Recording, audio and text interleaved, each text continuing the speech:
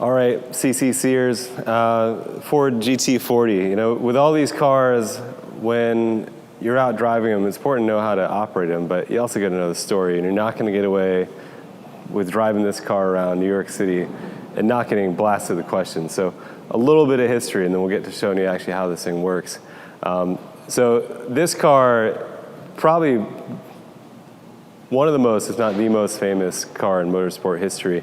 And it was born out of a great story of motorsport and business rivalry.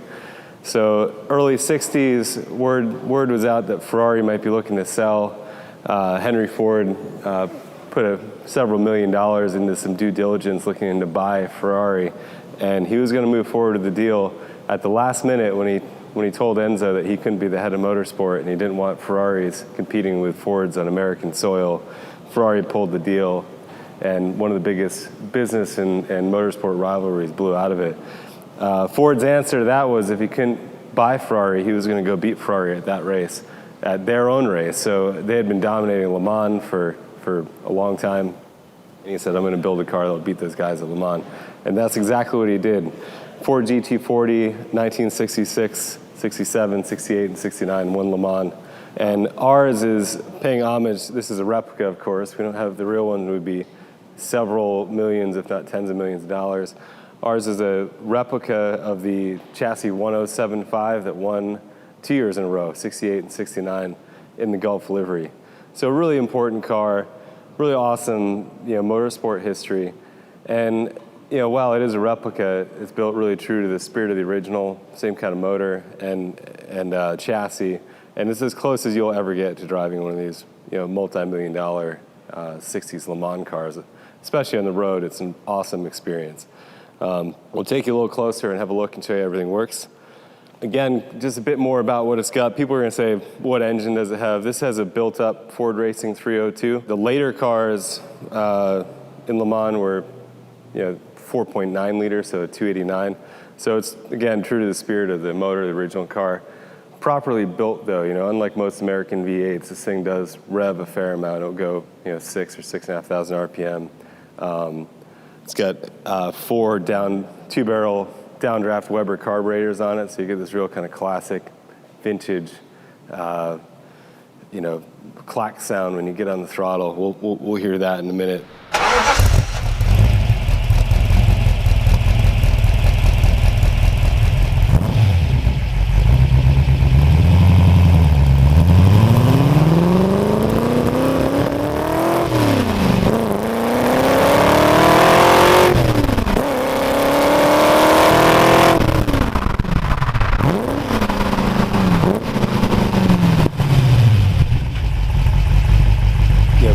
Big fat tires, lots of grip, and it's just you to the road and the steering wheel in hand. So it's about as direct as you can get. Before we get in the car, really quickly, basic stuff. Fuel caps on the outside.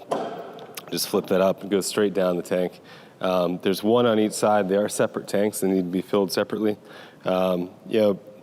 This filler does a 90-degree turn directly below here, so you don't want to pour fuel in too quickly. It will kind of gurgle up. You got to take it easy and go slowly. So even if you're in New Jersey and the guys are trying to pump it for you, get out and try to help them so they don't flood the thing with gas. Now we're going to take you inside and show you how everything else works. So this car, far and away, is going to be the most unique driving experiences you have at the club. With that, everything about it is a bit different, requires a bit of handling, and it's not the car to take the fiance for a romantic weekend away, to the beach. There's no luggage space. It's hard, fast, loud, uncomfortable. It's everything that makes a sports car good.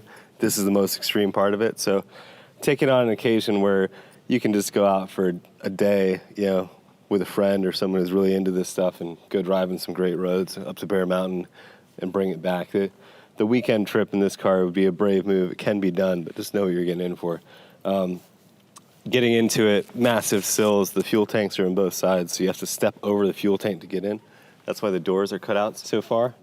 When it comes to starting it, this is your security system. There's no locks. So this is the battery kill switch, and you put it in here, turn it to the right to give the car power. Put the key in up here, turn it, to finish getting powder, and then you hit the start button. You know, starting from cold, you turn the key, make sure your fuel pump's on, you'll hear the pump go, and just hit the start button, and maybe one pump of the gas when it's cold, and then kind of feather the gas to catch it. You really do have to manage the equipment here. A good friend of ours used to run a business called Sail Time, and when he did our orientation, he gave me a really good phrase. He said, "You're the captain of your vessel," and that means you have to take care of knowing everything that's going on in the car and know what you're operating. So you do have to manage things as you go. There's a whole array of toggle switches here. All of them are off in the up position. So just to run you through them quickly, you've got fan, which is a cooling fan. That should come on its own, but this is an override to force it to come on. So if you saw the temperature getting over 90 degrees Celsius and the fan wasn't coming on, which would be indicated by this yellow light here, you can flip that down and turn it on. Hazard lights, pretty self-explanatory.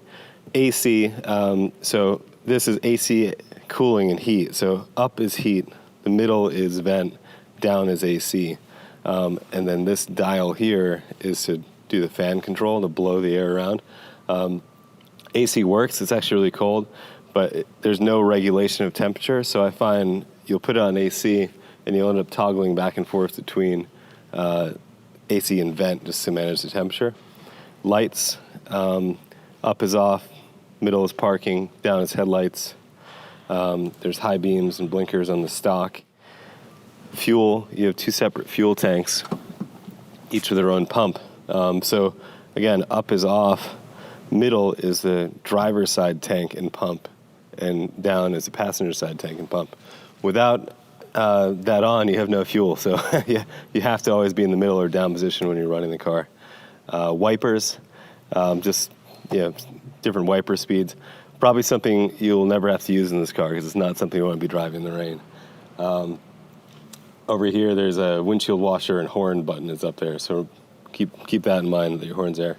So rear view mirror, pretty pointless. I'm just looking at the velocity stacks in the motor. You can't see anything out the back of this car. So when the ignition's on, you push this button and a little rear view display will come up. We have a rear view camera. And it's actually pretty useful just going down the highway knowing what's around you because these mirrors are pretty limited and the visibility in the back is non-existent. Gearbox, it's a 6-speed gearbox, normal H pattern. Reverse is up and to the left as well, and it's right next to first. So I find the best way to not end up accidentally reverse is to pull down into second first and then just go straight up. The clutch is like an on-off switch. It's a pretty heavy racing clutch, and there's basically no way to pull away smoothly. You just have to kind of commit to it, maybe give it a little feather to the gas just to keep it running. There's a few more things to keep in mind once it is running. The alternator is underdriven, so at idle, if you look at the volt gauge here, you have to be 12 volts or higher to be charging the battery. And at idle with some accessories on, this will drop down to 10. So the best thing to do if you do get stuck in some traffic, you're sitting at a stoplight for a minute, you always want to be thrown in neutral when you're in stop and go traffic anyways, and just give it a few revs once in a while to bring up the RPM and get some charge in the battery. It is possible to run the battery dead with the car running at idle, so you do have to manage that a bit. Once you're on the road and moving and you're up, in the higher RPMs, you'll be charging fine. It's not a problem, but it's deliberately underdriven so it won't burn up at higher RPM. That's about it, really. Take your time to get oriented with it. It's a lot of car to take in. It's going to feel really foreign, especially getting out of the city and traffic and tight corners and low visibility. But once you get out on the open road, it's actually a pretty nice car to drive. Everything's solid, direct. It doesn't shake around. You can manage it pretty well. But get yourself ready for it. Get in that motorsport spirit. Remember, this is a serious bit of equipment, so you want to be serious about how you approach driving it and be deliberate with everything you're doing. Nothing too abrupt. There's no traction control, no ABS, nothing to save you if you go wrong. So you really want to be smooth, brake the car in a straight line, get it settled, dial in steering, and only start squeezing on the gas when you can see your way out of the corner, and do only squeeze on the gas. This thing weighs probably something sub 2,500 pounds and has 450 horsepower V8 in the back. So if you do boot the throttle, even just quarter to half throttle quickly, it's going to step out the back end, and you don't want to be caught out with that. So respect the machinery and know what you're getting into, but enjoy it. It's going to be an awesome ride.